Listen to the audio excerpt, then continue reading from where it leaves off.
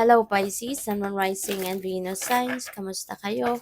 Sana ba'y nasa mabuti kayong kalagayan? Welcome back po sa Star Tarot. At kung bago kayo rito, welcome din po kayo. Please subscribe, like, share my videos, and leave me a comment kung nakaresonate po kayo. Thank you. So, first card ninyo ay Polar Bear. Ayan. Sabi dito, stand up for yourself and speak your truth respectfully and compassionately with no attachment to outcome. Okay? So, yun. Stand up for yourself. Panindigan mo yung sarili mo. Panindigan mo kung ano yung opinion mo. Panindigan mo kung ano yung sa tingin mo ang tama. Diba? Speak your truth. 'Di ba? Sabihin mo kung ano yung totoong nasa loob mo, ano yung nilalaman ng isip mo, 'di ba? Express it, no? Put them into words, no? Ano man yung thoughts mo, ano man yung nararamdaman mo, put them into words para maiparating mo sa ibang tao kung ano talaga ang saloobin mo, ano yung stand mo on a certain subject. So we have mountain goat. There's something out of balance in your life. So do whatever you need to correct it. Okay? So may mga imbalances na nangyayari. Ibig sabihin na merong mga somehow problema na maaring nag-arise dito sa inyong sitwasyon. And it's because may mga sitwasyon na hindi mo, baka na-overlook mo or nakakaligtaan mo. 'Di ba? Because maybe marami kang ibang bagay na pinagtutuunan ng pansin, 'di ba? So, do something, no, whatever it is, no, that you can do to correct it, itama mo, 'di ba? Para nang sa gayon maibalik mo sa ayos ang lahat, maibalik mo sa balanse ang buhay. All right? So what else? We have do a walking meditation each day for the next week. So baka kaya may ano kayo, may ganitong mensahe because maybe ginagawa mo talaga 'to. Maybe you've been doing walking meditation for quite some time na or pwede rin na madalas kang mag-walking as an exercise and nagme-meditate ka din at the same time. So baka ito parang 2 in 1, 'di ba? Ang suggestion sa iyo ng divine is to do a walking meditation, 'di ba? So parang you're hitting two birds in one stone dito. You are walking and you're exercising and at the same time nakakapag-meditate ka din, 'di ba? So maaari 'no, na, madalas mo ginagawa 'yan dati at baka lately hindi mo 'yan nagagawa. Kaya 'yan paalala sa inyo na gawin mo 'yan sa ngayon, okay? And, each day next week 'no, as much as possible kung kaya ninyong gawin 'yan, then go for it kasi malaking tulong 'yan 'no. When you are exercising, you're sweating, 'di ba? So, and you are moving, so nakakabuhay ng spirit 'yun, 'di ba? Magiging high vibe ka when you are exercising, 'di ba? Nakaka-high vibe, nakakagising ng mga dugo nating natutulog kumbaga. And you are going to be doing that also meditation. So, mas makakapag-unload ka ng mga unnecessary and mga mental clutter, 'di ba? When you are meditating. Kaya ang resulta nito, magiging maganda ang pakiramdam mo.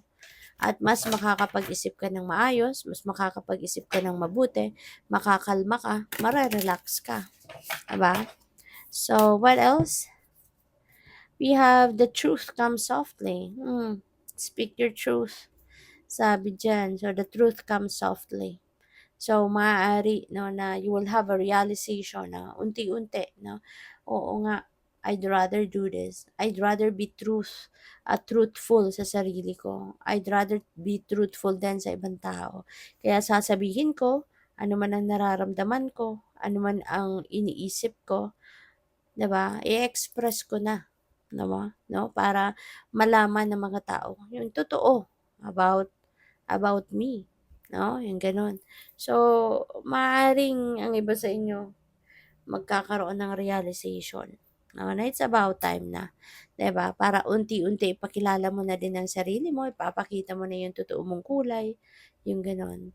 Kasi baka in the past, 'di ba, you are not being honest, no, sa sarili mo at sa ibang tao. Maybe you are projecting to be someone else or maybe you are sugarcoating, 'di ba? Kung ano yung totoo mo nararamdaman or totoong laman ng iyong isipan, 'di ba? So ngayon, it feels like you're going to change. You're going to be truthful, you're going to be honest and authentic. So when all seems ended, yan. So baka merong ending, merong mapuputol, merong disconnection, detachment, because that's life, no? Life is about cycles, 'di ba? There are times, no, na ending has to happen because something new is opening up, something new is coming in, yung gano'n. Kaya akala mo, 'di ba, yung mga tao nga, 'di ba, sa buhay natin, they come and go. Akala natin may dadating na tao sa buhay natin, akala natin for the rest of our lives, nandiyan siya, magkasama kayo, magkasama tayo. Pero all of a sudden, 'di ba, bigla na lang naglalaho. May mga tao, parte ng buhay natin, na bigla na lang nawawala, na walang sabi-sabi. 'Di ba? May mga tao na lang umaalis na hindi nagpapaalam. May mga gano'n, 'no? And that's life, 'di ba? That's life. Kaya we should be ano, we should not be expecting, 'no, lalong-lalo na yung kunyari mga tao. We should not expect that those people, 'no, na dumadating sa buhay natin will stay, 'di ba, as long as we live. Kasi kapag natapos na ang mission nila sa buhay natin, they tend to go. They just disappear. May mga tao din sa buhay natin na dumadating at some point in our lives that stays, no? That stays habang tayo'y buhay. Habang tayo'y nandito sa mundo, nandiyan din sila. So, yung ganun ba? Kaya we really can't expect, no, na everything, kahit ano, tao, situation, mga bagay, we really can't expect 100% na lahat ng yan na parte ng buhay natin will stay forever.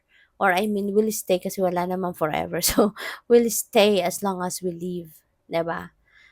So, what else? We have the communion of tender souls. Napaka-cute, 'di ba? Napaka-cute. So, it feels like to me that there's someone coming in your life. Maaring merong bagong tao na dadating sa buhay mo, 'di ba? Maaaring maaring baby, 'no? Some of you siguro baka buntis at baka manganganak na, 'di ba? So, someone new is coming in sa buhay mo. Someone new is coming in to change your life, 'di ba? So this could be this could be a new baby coming your way. Maaaring ang iba sa inyo baka magiging biological talagang daughter or son mo ito. Pupuwede rin na mayroong nangyaring adoption, 'di ba? Maaaring adopted, 'no, kung hindi ninyo sarili itong baby, 'di ba, hindi galing sa inyo, maaaring may dadating pero, maybe, through adoption. Meron din ako napi-pick up dito na this could be a relationship, you know? This could be a relationship, lalo-lalo na kung single ka pa. Baka this is the time wherein you are going to meet a stranger or a stranger will come your way, your path, at mag-build kayo ng relationship. Mag-build kayo ng connection dito, no? O pwedeng magiging magkaibigan kayo, o pwedeng magiging magjowa kayo, yung gano'n, no? So, good luck. Thank you for watching. Love and light. Namaste.